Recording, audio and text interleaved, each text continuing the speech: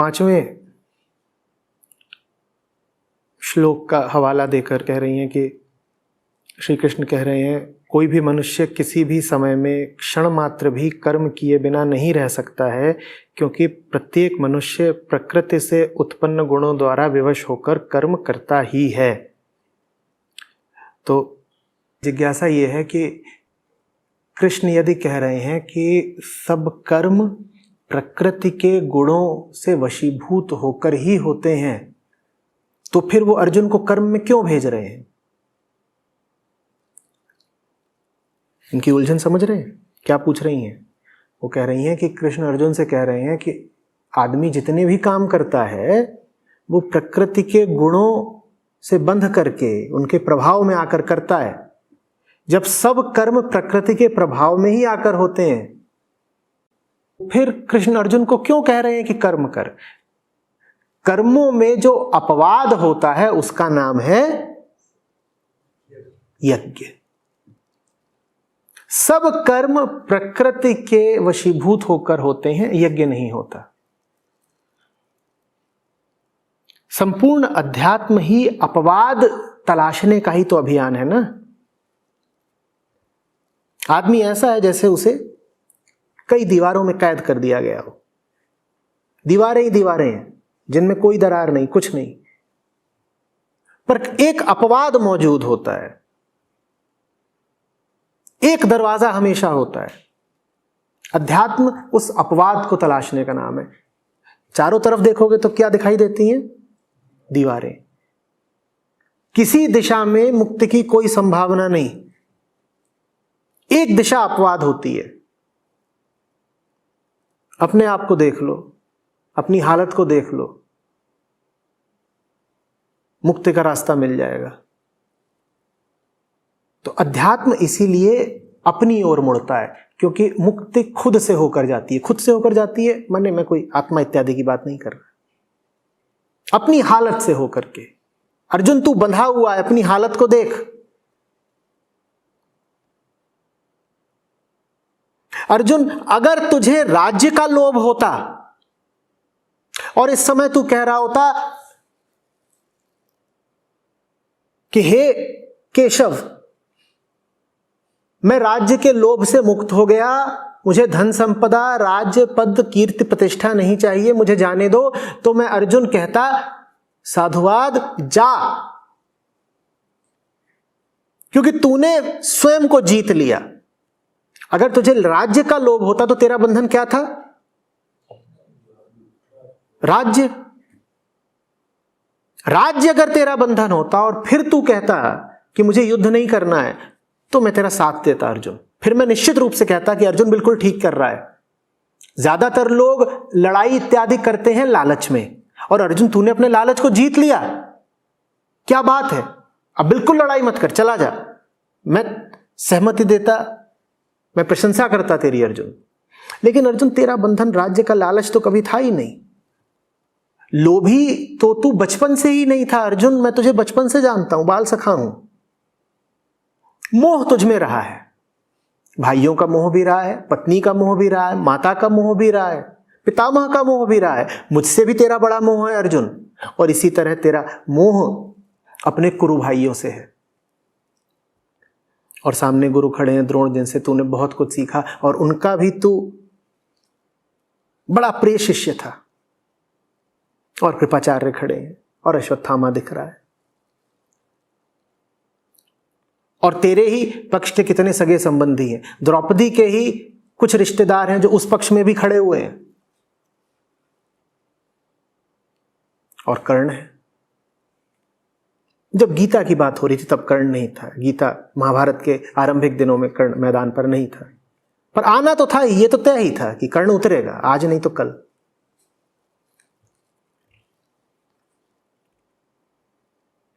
तो तेरा बंधन राज्य नहीं है। तूने राज्य छोड़ा होता मैं तेरी प्रशंसा करता। तेरा बंधन क्या है? मोह। उस मोह को काटना है, लड़ाई कर। बात समझिएगा। लोग अक्सर कहते हैं कि अर्जुन तो अहिंसा का रास्ता अपना रहा था, कृष्ण ने उसको क्यों रोक दिया? मोह में कौन सी अहिंसा हो सकती है भाई? जो मोह से बंधा हुआ है वो अहिंसक कैसे हो सकता है?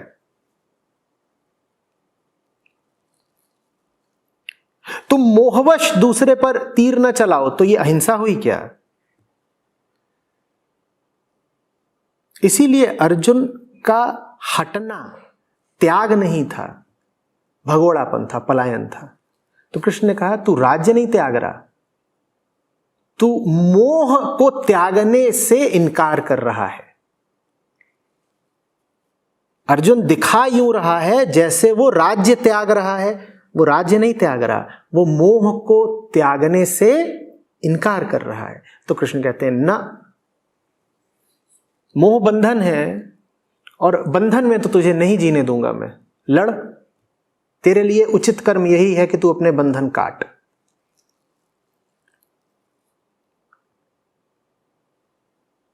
बात समझ रहे?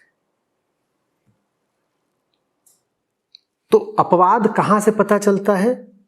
सब कर्म प्रकृति कराती है। अपवाद कर्म कौन सा है? जिसमें तुम कर्म करने वाले की जंजीरें काट दो। प्रकृति कर्म कैसे कराती है आपसे? आपको जंजीरें पहना पहना के, आपको जंजीरें पहना पहना के कर्म कराती है। माल ढुलाई के लिए जो जानवर इस्तेमाल होते हैं, देखा है? कभी उनका मुंह बांध दिया जाता है, कभी उनके आगे के 2 पांव बांध दिए जाते हैं, कभी उनका गला बांध दिया जाता है। बांध बांध के काम कराया जाता है ना, बांध करके काम कराया जाता है। प्रकृति हमसे ऐसे काम कराती है। इन कामों का एक अपवाद है, वो जानवर अपनी ओर मुड़ जाए, वो कहे अब एक आखिरी काम करूंगा। जो ये मेरा आका बने बैठे हैं, इनके लिए तो मैंने बहुत काम कर लिया, जीवन भर इन्हीं का माल ढोता रहा, एक आखिरी काम मैं अपने लिए करना चाहता हूं। और इनके लिए इतना कुछ कर दिया तो थोड़ा अपने लिए तो कर ही सकता हूं, ताकत तो है ही मुझ में। वो क्या है आखिरी काम जो अपने लिए करना चाहता हूं? अपवाद कृत्य क्या है?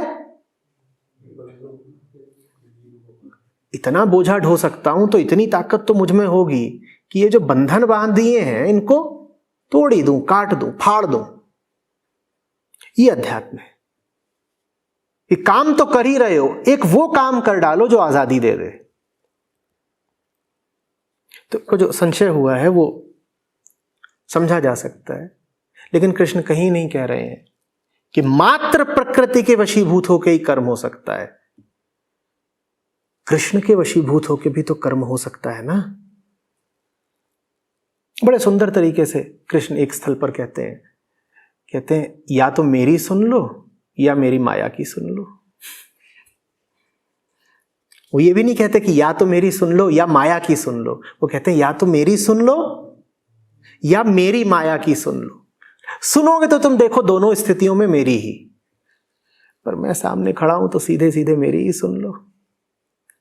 वो आजादी का थोड़ा छोटा रास्ता है, आसान रास्ता है, सुविधा रहेगी।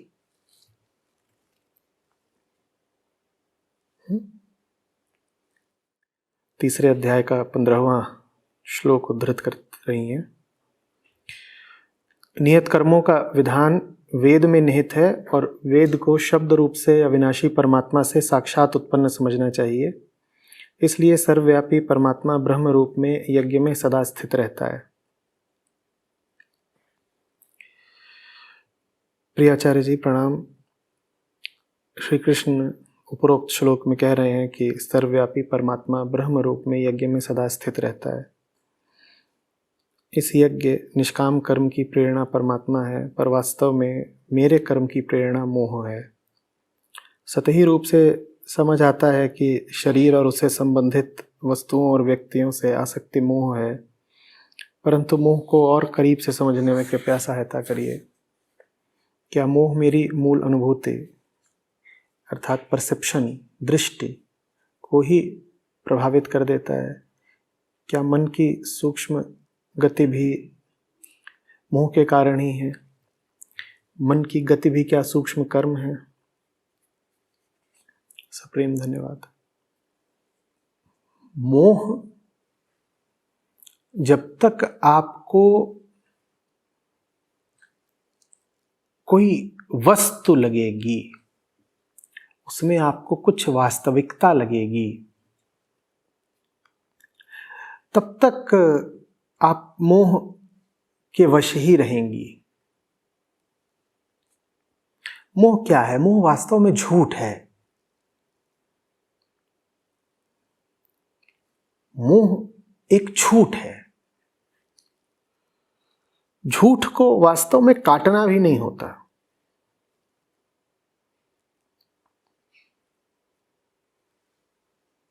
एक रस्सी की छाया आपके ऊपर पड़ रही है। एक रस्सी की छाया आपके ऊपर पड़ रही है। क्या आप बंध गई हैं?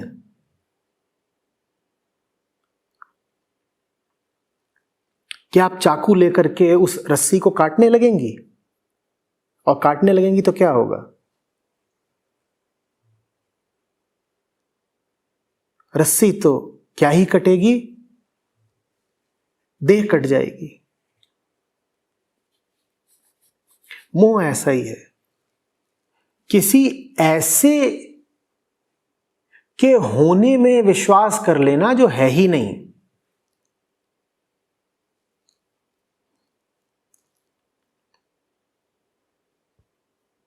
आप में एक भाव उठता है, वो भाव अकारण नहीं है।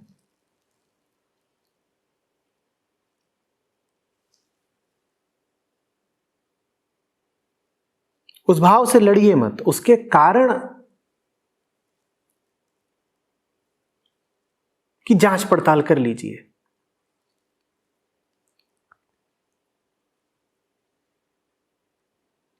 आसक्ति है आपको किसी से, छोटे से बड़े से, बच्चे से बुजुर्ग से, स्त्री से पुरुष से, व्यक्ति से वस्तु से विचार से, किसी से आसक्ति है आपको। मैं कह रहा हूं उस आसक्ति की कोई वजह है। उस वजह का थोड़ा अन्वेषण तो करिए। क्या सत्यता है उस वजह में? जायज है क्या वो वजह? जायज हो तो अपनी आसक्ति कायम रखिए।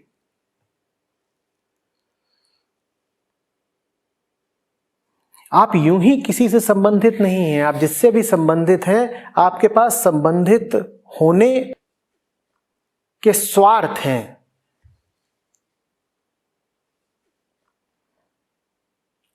कोई दिक्कत नहीं स्वार्थी होने में। जिसको जरूरत हो, जिसकी मजबूरी हो, उसको अपने स्वार्थ, अपनी आवश्यकता देखनी पड़ती है ना। पर आपकी जो भी जरूरत है, आपका जो भी स्वार्थ है, क्या वो मोह से पूरा हो रहा है? और मोह है इसीलिए कि वो आपकी कोई जरूरत पूरी कर देगा। कर पा रहा है क्या? मोह कहता है कि कर देगा, कर देता है क्या? अगर कर रहा हो तो आप मोहित रही आइए।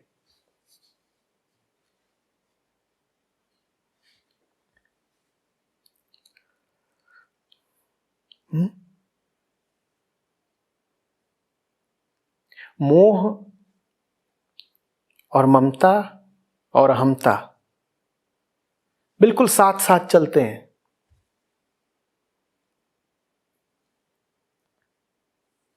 जिसको मम कह दिया, मेरा है, उसके प्रति मोहित तो रहेंगे ही ना। और जिसके प्रति मोहित हो गए,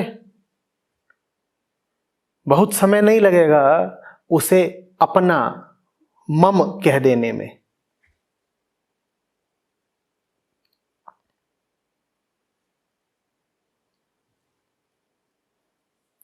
और मोह हो या ममता हो, मोह करने के लिए, मम कहने के लिए आपका अहम का होना जरूरी है। जो कहे मेरा सो अहम, जो मोहित हो रहा हो सो अहम। तो ये तीनों साथ साथ चलते हैं। इनमें सच्चाई कितनी है?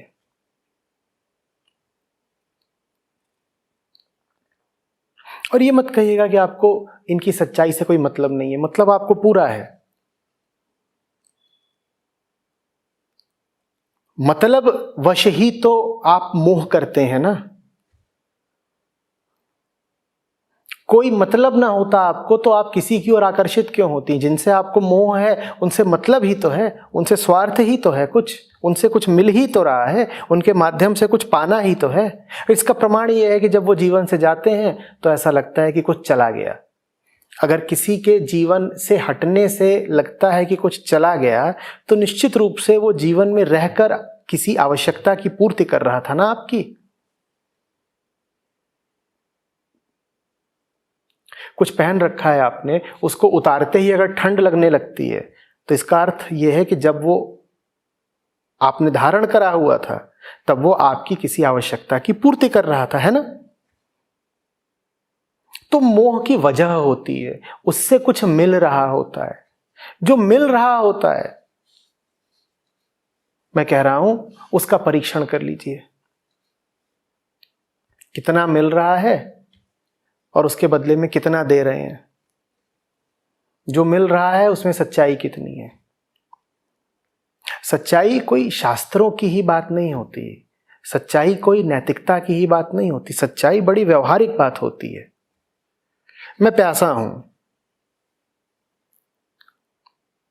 इन्होंने मुझे यूं पानी दिया, मेरे लिए जरूरी है कि इसके भीतर जो है वो सच्चा हो, क्योंकि मेरे लिए मेरी प्यास सच्ची है ना। तो पानी भी सच्चा चाहिए। सच्चाई इसलिए आवश्यक है। सच्चाई वो है जो आपकी प्यास को, आपकी अतृप्ति और अपूर्णता को मिटा दे। क्या मोह में सच्चाई है? मैं इसको पीता हूं,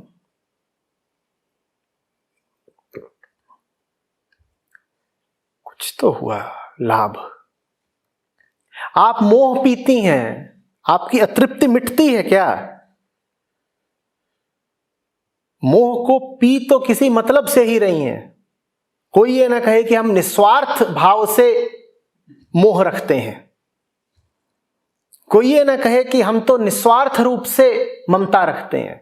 ममता, मोह, अहमता, इनमें सब में स्वार्थ तो भरपूर है। ये स्वार्थ के ही दूसरे नाम हैं। और मैं नहीं कह रहा कि स्वार्थी होना बुरी बात है, मैं सवाल दूसरा पूछ रहा हूं। मैं पूछ रहा हूं तुम्हारा स्वार्थ पूरा हो रहा है क्या? जिससे मोहित हो उससे मोहित रह करके जीवन की तुम्हारी व्याकुलता, अपूर्णता मिट रही है क्या? और मिट रही हो तो मोहित रहे हो।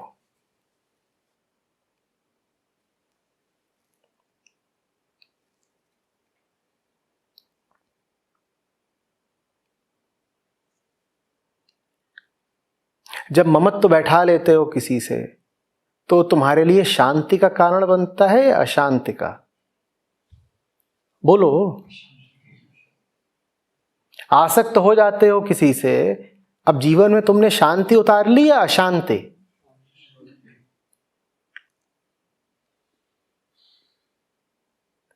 माताएं यहां आकर के बैठती हैं सत्संग में, उनका जी नहीं लगता, उनको खटका बना रहता है, भीतर अशांति चलती रहती है, बाहर से जरा सी कूकू आई नहीं कि उनको भागना पड़ेगा, है ना। ये तुमने अपने लिए शांति पैदा करी है या अशांति? बताओ, बोलो। इसी तरीके से किसी को किसी वस्तु से बड़ा मोह हो, बड़े महंगे महंगे उपकरण आते हैं, मोबाइल फोन, तुमने 2 लाख का मोबाइल फोन खरीद लिया और वो यहां पर स्वयंसेवियों ने कहा नियम है बाहर छोड़ना पड़ेगा। अब बैठे तो अंदर हो, शांत हो अशांत हो? बोलो। स्वार्थ पूरा भी हो रहा है। लिया किस लिए था? कि क्या पता इसी से शांति मिल जाए। मिल रही है क्या, या जीवन में और अशांति आ गई? इसलिए कह रहा हूं मोह झूठ है, वो तुमको वो नहीं दे रहा जो तुम उससे चाहते हो।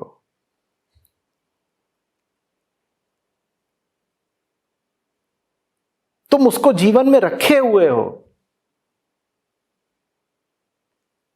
पर उस संबंध की बुनियाद ही झूठी है।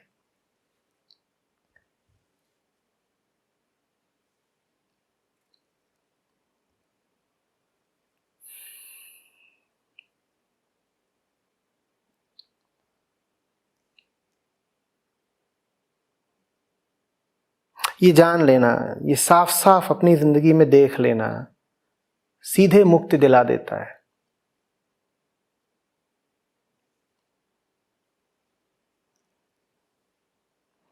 आप एक छोटी सी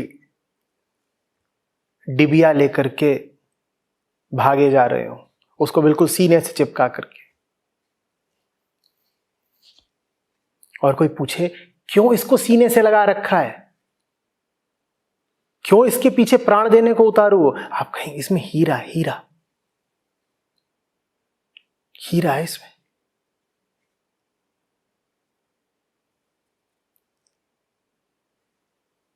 और इस हीरे से मेरी सारी समस्याओं का समाधान हो जाएगा, बड़ा कीमती है, मेरी सारी दरिद्रता दूर कर देगा। और तिलिस्मी हीरा है, नागमणि है, उड़ते हुए सांपों के माथे से निकाली गई है।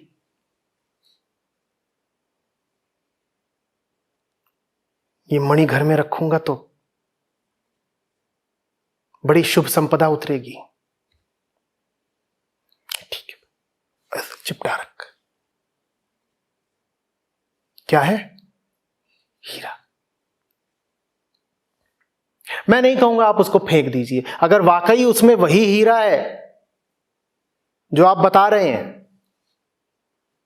तो उसको बिल्कुल छाती से चिपका के रखिए। पर मैं इतना तो कहूंगा कि उस पिटारी, उस डिबिया को थोड़ा सा खोल करके देख लो, उसमें है क्या। इतने मोहित हो, एक बार जांच तो लो किससे मोहित हो। क्या पता उसमें कुछ हो ही ना, क्या पता उसमें कोई साधारण पत्थर हो। तुम्हारी आशाएं पूरी नहीं होने वाली। मोह भाव झूठ है, तुम्हें निराश होना पड़ेगा, बड़ा दुख होगा। जब तक उसे सीने से चिपकाए घूम रहे हो तब तक दुख है कि कहीं कोई चुरा ना ले, कहीं कुछ छिन ना जाए, कहीं ये जो नन्ही सी चीज है मेरे पास इसकी कोई हानि ना हो जाए, तब तक इस दुख में जी रहे हो। घोर दुख है ना ये, चैन से सो नहीं सकते, आराम की सांस नहीं ले सकते, लगातार अंदेशा बना रहता है हानि का, चोरी का, नुकसान का। आज इस वजह से दुख में हो, और कल जब असलियत खुलेगी तब पोल खुलने के दुख में जियोगे। तुम तो दोनों ही दशाओं में दुख में ही जियोगे। जब तक हीरा समझ के छाती से चिपटाए हुए हो तब तक चोरी का और सुरक्षा का दुख है, और जिस दिन खुली वो पिटारी और भीतर पाया कि कुछ नहीं या बस कंकड़ पत्थर, उस दिन पूरे जन्म के व्यर्थ जाने का दुख सामने खड़ा हो जाएगा।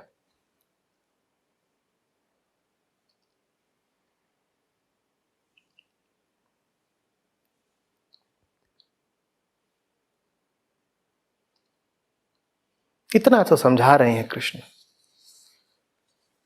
सब कर्म प्रकृति के वशीभूत होकर कर रहे हो, तुम व्यर्थ ही कर्ता बने बैठे हो। प्रकृति जीव को भरती है हंता मोह ममता से, उसमें प्रकृति के अपने निहित उद्देश्य हैं। खास तौर पे अगर आप स्त्री हैं तब तो पूछिए ही मत। जीव व्यवस्था चलाने के लिए जरूरी है कि स्त्री के रेशे रेशे में मोह ममता भर दी जाए। पर क्या स्त्री हो आप जो भीतर बेचैनी बैठी है उसका लिंग है क्या कोई? बोलो। तो स्त्री हो नहीं तुम।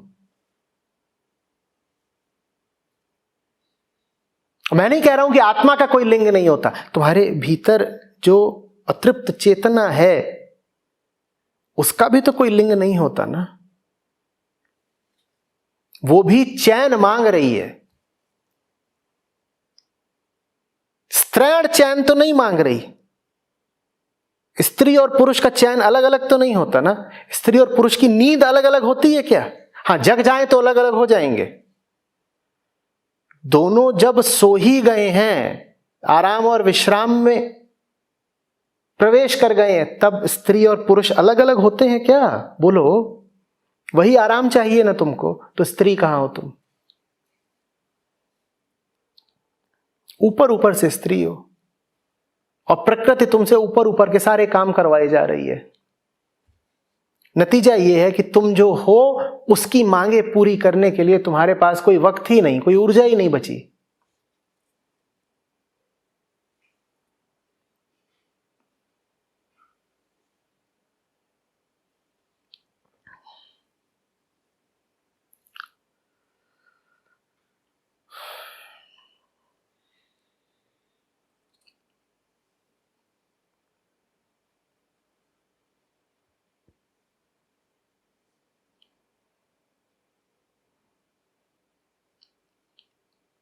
इतना समझाता है अध्यात्म। प्रकृति नहीं हो तुम।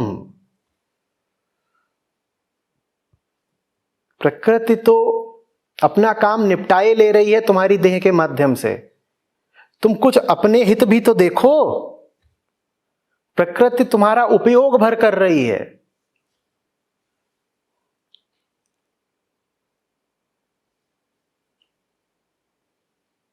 एक तरह से बेवकूफ बना रही है प्रकृति तुमको। तुम बने जा रहे हो। अपना हित कब देखोगे?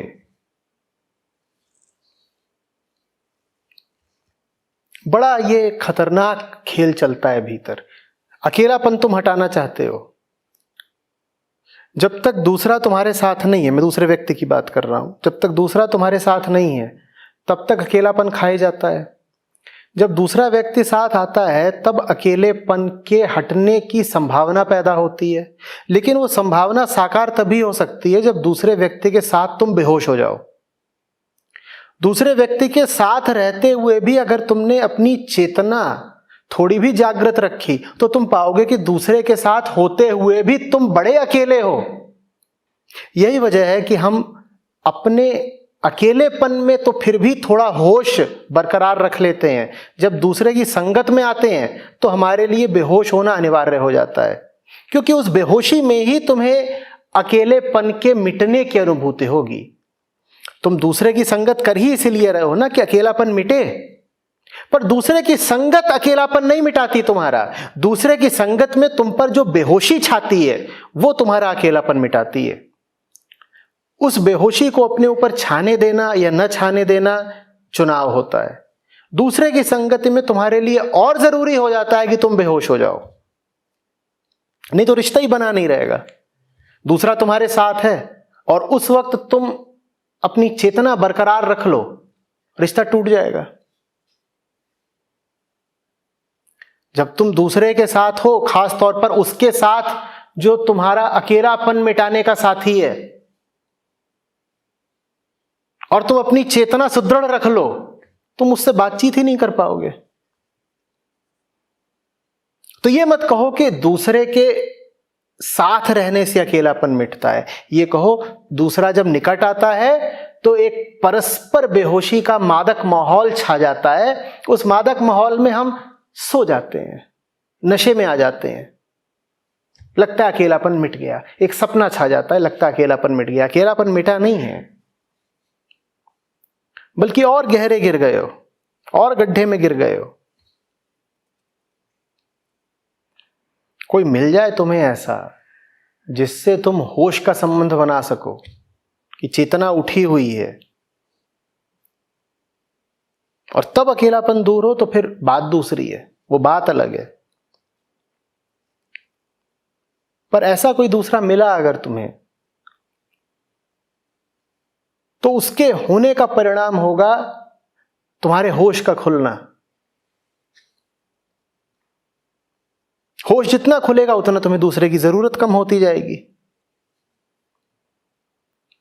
तुम्हारी जिंदगी में दूसरा महत्वपूर्ण बना रहे, इसके लिए जरूरी है कि दूसरे के होने से तुम्हारे जीवन में बेहोशी बनी रहे। तो दूसरे का स्वार्थ ही इसमें है कि वो तुम्हें बेहोश रखे, और तुम्हारा भी स्वार्थ इसमें है कि तुम दूसरे को बेहोश रखो। जितना दोनों बेहोश रहोगे उतना दोनों को एक दूसरे की जरूरत रहेगी। इसीलिए ये जो जोड़ों के रिश्ते होते हैं बड़े खतरनाक होते हैं।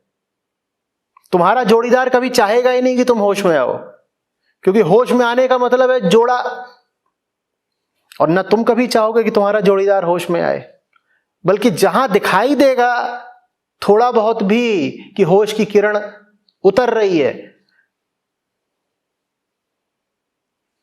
वहीं खतरा छा जाएगा। घंटियां टंटना उठेंगी, कुछ खतरनाक हो रहा है, कुछ खतरनाक हो रहा है। अरे ये तो जग रहा है, सुलाओ रे।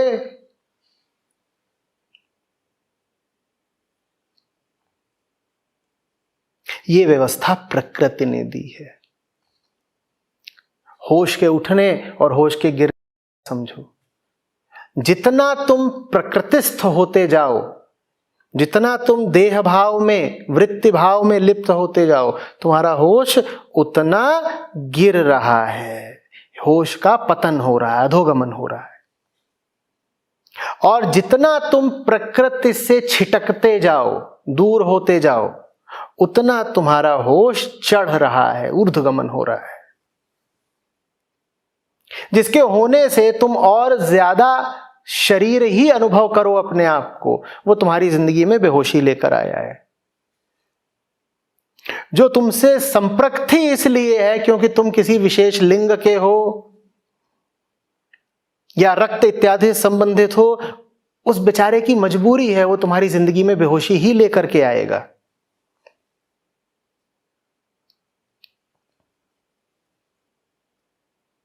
दोष नहीं दे सकते, ये व्यवस्था ही कुछ ऐसी बनी हुई है, इसमें किसी को दोषी ठहराने की कोई बात ही नहीं है।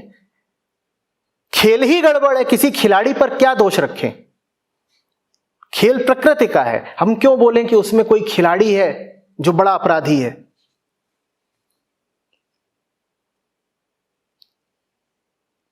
तुम अपनी प्रकृति, अपनी पत्नी के सामने अपनी प्रकृति को छोड़ सकते हो क्या? बड़ा मुश्किल है। उससे कहोगे क्या कि मैं तो विशुद्ध चैतन्य मात्र हूं? क्योंकि विशुद्ध चैतन्य मात्र हो तो कौन किसका पति, कौन किसकी पत्नी, रिश्ता ही खतरे में पड़ जाएगा। तुम पति बने रहो, इसके लिए आवश्यक है कि तुम में देह भाव बना रहे। मैं कौन हूं? मैं पुरुष हूं। और रिश्ता ऐसा है जिसमें देह के आदान प्रदान की पूरी गुंजाइश है। मामला गड़बड़ हो जाता है ना। और इसमें न स्त्री को दोषी बता रहे हैं, न पुरुष, न पति, न पत्नी को। बस मैं तुमको बता रहा हूं कि ये व्यवस्था ही इस तरह से रची हुई है कि तुम इसमें फंसे ही रहोगे। मां की गोद में बच्चा है, वो कैसे कह देगी कि मैं तो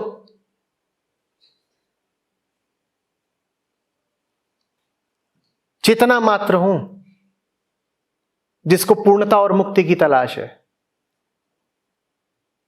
वो बच्चा चिल्ला रहा है, उसका हाथ पकड़ रहा है, उसकी छाती पर हथेली मार रहा है, कह रहा है दूध पिलाओ। पूरा रिश्ता ही देह का है। बच्चे की उपस्थिति में मां चेतना कहां से बन पाएगी भाई?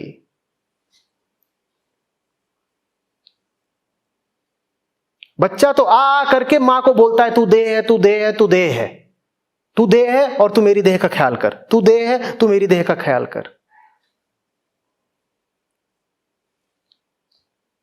और इसमें बच्चे के होने या ना होने को मैं फिर कह रहा हूं, मैं अच्छा बुरा नहीं ठहरा रहा, मैं बस आपको बता रहा हूं कि ये व्यवस्था किस तरह से निर्मित है। मैं नहीं कह रहा हूं कि बच्चा बड़ी बुरी चीज होता है, नहीं, मैं बस बता रहा हूं कि बच्चा क्या चीज होता है।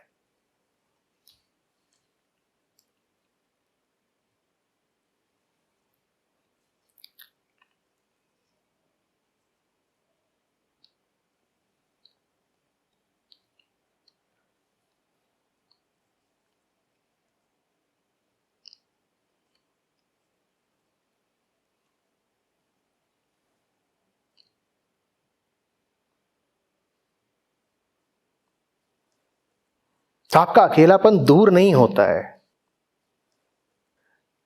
आप बेहोश हो जाते हो। बेहोशी में कौन सा अकेलापन?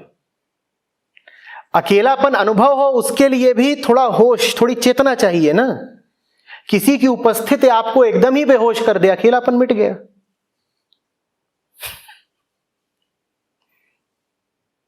और अकेलापन मिट सकता है अगर किसी की उपस्थिति आपको उठा दे, आत्मा की तरफ बढ़ा दे, तब भी अकेलापन मिट सकता है। वैसा साथी हमें मिलता नहीं।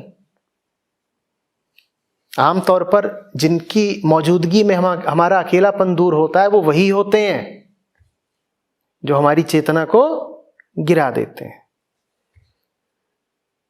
कृष्ण के साथ है अर्जुन, अर्जुन का भी अकेलापन दूर हो रहा है, पर अब उसकी चेतना गिर नहीं रही है, उठ रही है। वैसी पत्नी मिल जाए तो बात क्या है, वैसा पति मिल जाए, दोस्त मिल जाए, बात क्या है।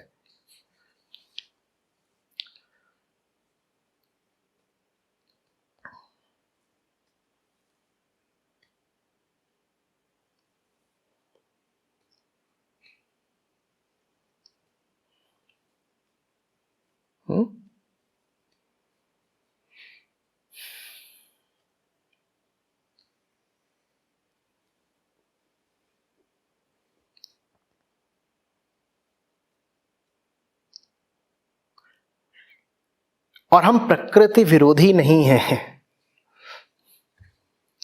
समझिएगा। प्रकृति जब तक बाहर बाहर है बड़ी प्यारी है,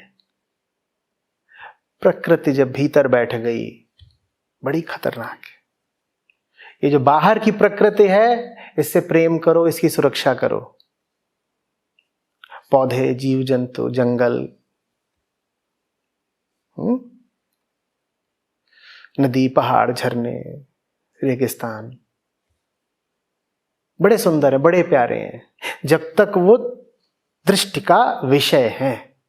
लेकिन जैसे ही तुमने प्रकृति से तादात्म्य किया, तुम कहीं के नहीं बचोगे,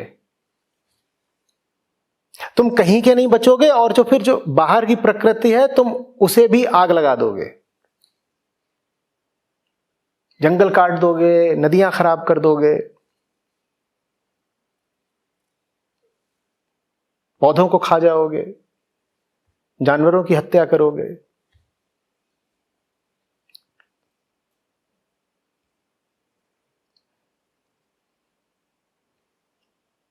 इसी बात को सांख्य योग कहता है। प्रकृति और पुरुष का सम्यक रिश्ता है कि प्रकृति अपना खेल करे, नाचे, पुरुष चुपचाप जरा दूरी से बस देखे, निहारे, मौन रहे, मुस्कुराए। उसे देखो, उसके साथ लिप्त मत हो। देखने भर में बड़ा आनंद है, लिप्त हो गए कहीं के नहीं बचोगे।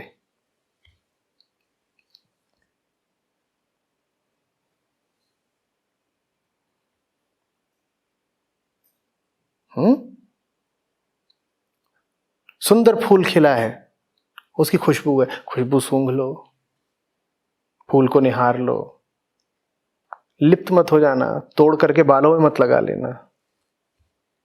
अब तुमने प्रकृति का भी नुकसान कर दिया और अपना भी।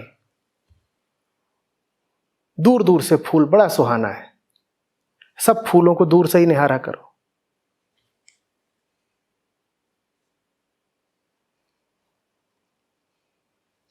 और ये फूलों के बहिष्कार की बात नहीं हो रही है, हम फूल विरोधी नहीं हैं। शुरू में ही कहा कि ये प्रकृति के विरोध की बात नहीं हो रही है, ये प्रकृति से उचित रिश्ता रखने की बात हो रही है। खरगोश खेल रहे हैं, देखो ना, ये क्या करोगे? उनके ऊपर कूदोगे, क्या करोगे?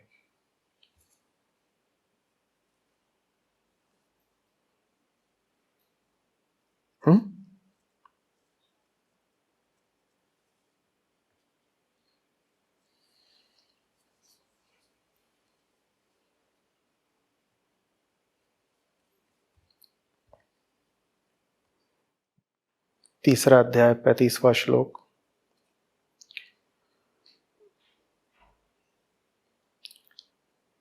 दूसरों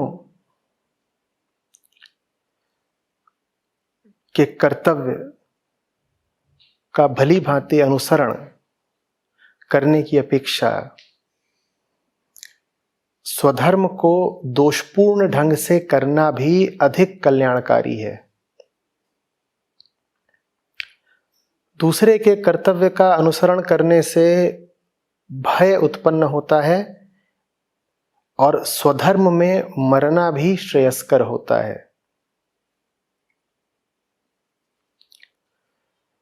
प्रणाम आचार्य जी।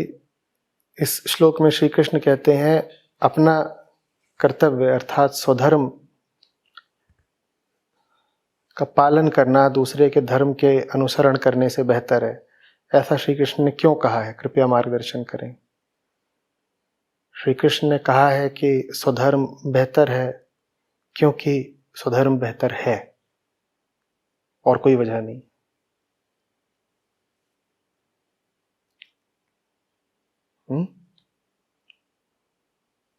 क्या तुमको ऐसा लग रहा है कि स्वधर्म श्रेष्ठ नहीं है परधर्म से? अगर ऐसा लग रहा हो तो मुझसे पूछो, अन्यथा तुम मुझसे पूछोगे कि कृष्ण स्वधर्म को श्रेष्ठ क्यों बता रहे हैं, तो मैं कहूंगा इसलिए क्योंकि स्वधर्म श्रेष्ठ है। और क्या बात? स्वधर्म का क्या मतलब है? स्वधर्म का मतलब है अपनी स्थिति के प्रति ईमानदारी। स्वधर्म का मतलब है कि अगर तुम्हारे दाएं हाथ में दर्द है तो दवा दाएं हाथ में लगाओ, और परधर्म का मतलब है कि तुम्हारे घर में सब बाएं हाथ पे दवा मलते हैं तो तुम भी बाएं हाथ पे ही मल रहे हो, भले दर्द तुम्हारे दाएं हाथ में है। यह है परधर्म। परधर्म का मतलब है वो करना जो दूसरे कर रहे हैं, और दूसरे जो भी कर रहे हो क्यों कर रहे हैं? क्योंकि उन्होंने भी किन्हीं दूसरों को करते देखा है। वो पागलपन है ना।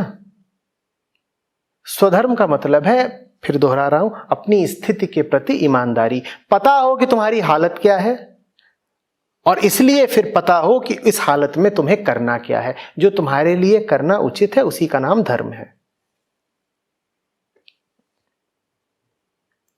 तो बहुत सीधी साधी बात कह रहे हैं कृष्ण। अपनी हालत को देखो। क्या तुम दूसरों का अनुसरण, दूसरों की नकल कर रहे हो? दूसरे को लगी है भूख, वो खा रहा है, तुम्हें लगी है प्यास, दूसरे की नकल करके तुम खाने लग गए तो प्यास और बढ़ेगी। तो कहते हैं परधर्मो भयावह, भयानक अंजाम होगा दूसरे के धर्म का अनुसरण करने का। मत देखो कि दूसरे क्या कर रहे हैं, तुम देखो कि तुम्हारे चित्त में छेद कहां पर है।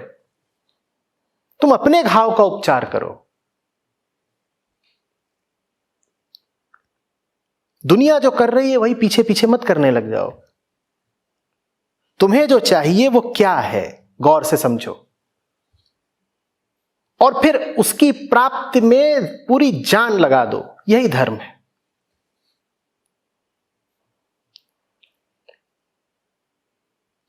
कोई पैसे के पीछे भाग रहा है, किसी को कुछ चाहिए, किसी को कुछ चाहिए। तुमने कहा ठीक, यही चीजें तो होती हैं जीवन में पाने लायक, मैं भी इन्हीं के पीछे चल देता हूं। ये क्या कहलाएगा?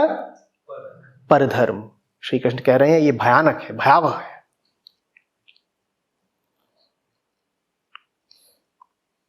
सब कुछ ना कुछ कर रहे हैं, दिक्कत बस ये है कि बिना जाने बिना समझे कर रहे हैं, यूं ही कर रहे हैं, नकल में कर रहे हैं। कुछ नहीं मिल रहा करने से तब भी करे जा रहे हैं। अन्यथा ऐसा कैसे होता कि दुनिया में इतने विविध लोग हैं, इतने अलग अलग हैं, फिर भी सब एक जैसा ही कर रहे हैं? ऐसा कैसे होता कि सुबह 9 बजे सड़क पे सब दिखाई देते हैं दफ्तर की ओर जाते हुए? ऐसा कैसे होता? अगर सबको स्वधर्म का पालन करना है तो सब एक ही धर्म का पालन क्यों कर रहे हैं? सब एक ही दिशा में जाते क्यों दिखाई दे रहे हैं? इसी स्थिति को श्री कृष्ण कह रहे हैं, भयानक स्थिति है ये। सब एक जैसा ही काम कर रहे हैं। अगर सब अलग अलग हैं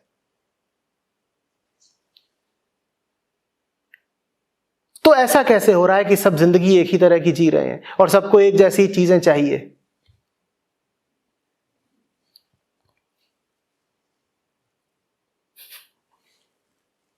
और इन चीजों ने बड़ा उपद्रव मचा रखा है ना। कहने को वो चीज होती है, तुम्हारी जिंदगी खा जाती है।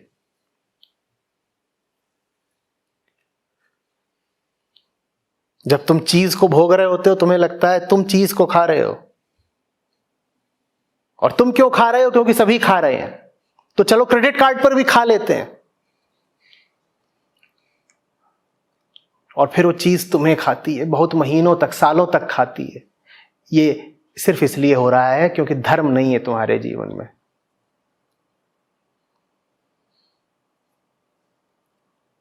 पर धर्म पर चल रहे हो, नकल पर जल रहे हो। आत्मा नहीं है तुम्हारे पास। संगति है, वो भी कुसंगति। दूसरों की देखा देखी जी रहे हो, खा रहे हो, उन्हीं के नक्शे कदम पे चल रहे हो और अभी भी होश नहीं आ रहा है।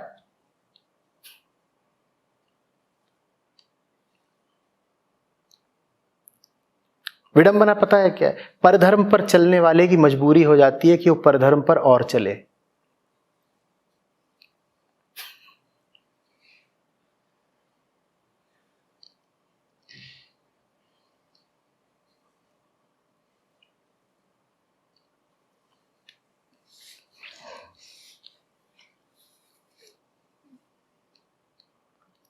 अपराध विषयक जो फिल्में वगैरह बनती हैं डॉनों पर, माफिया पर, उसमें अक्सर ऐसा होता है कि जो केंद्रीय किरदार होता है, चाहो तो उसे नायक बोल लो, उसे मध्यांतर के बाद होश आता है, प्रेम वगैरह हो जाता है, तो कहता है मैं अब ये बुराई की जिंदगी छोड़ना चाहता हूं, ये कत्लो आफत खत्म करना है। और बहुत सारे कत्ल वगैरह पहले कर चुका है, खूब खून खच्चर। तो जब वो बोलता है कि मुझे अब गैंग छोड़ना है तो उसको खड़ा किया जाता है डॉन के सामने, और डॉन कहता है ठीक है तू छोड़ सकता है, पर छोड़ने से पहले तुझे एक आखिरी कत्ल करना होगा। और आगे क्या होता है हम सभी जानते हैं।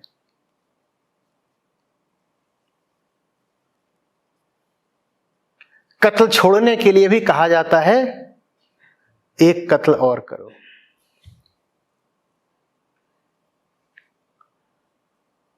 गलत राह का ऐसा ही हिसाब किताब।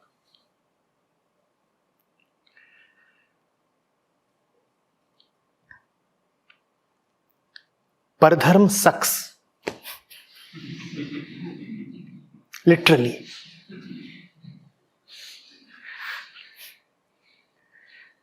चूस ही लेता है आपको अपने भीतर, जैसे दलदल। जितने समय तक उसमें रहो बाहर आना उतना ही ज्यादा मुश्किल होता जाता है।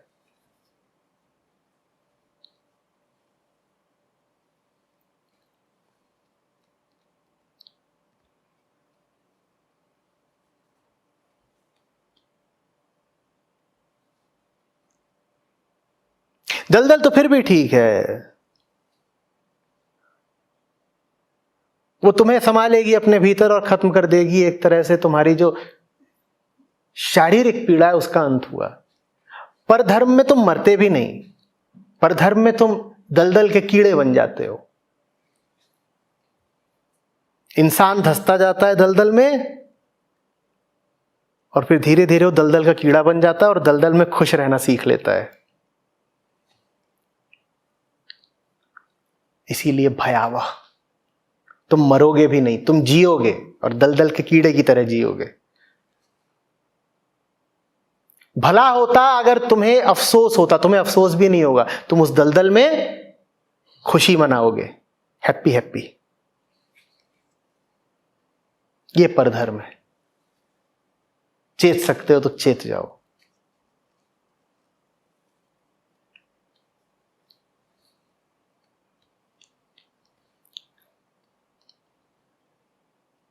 और फिर कहा जाएगा स्वधर्म का पालन करो, तो कीड़ा क्या बोलेगा? ठीक है, यहाँ पे क्या समस्या क्या है? बहुत सारे वीडियो है मेरे मुक्ति के विषय पर, तो उसमें कमेंट आते हैं, पर आचार्य जी मुक्ति चाहिए क्यों? और जिसने पूछा उसने बड़ी मासूमियत से पूछा है कि मुक्ति की जरूरत ही क्या है? ये अब दलदल का कीड़ा बन चुका है, इसे मुक्ति चाहिए ही नहीं, खुश है दलदल में। इसको बल्कि मुक्ति तो ये छटपटाएगा। जैसे पानी से मछली को निकाल लो तो तड़पती है ना, वैसे दलदल से दलदल के कीड़े को निकाल लो तो तड़पता है। कई लोगों की अध्यात्म में आने पर ऐसी ही हालत होती है, जैसे पानी से मछली को निकाल लिया गया हो, दलदल से कीड़े को निकाल लिया गया हो। वो यहां बैठ भी नहीं पाते, थोड़ी देर बैठते हैं फिर भागते हैं, जर बिन मछली।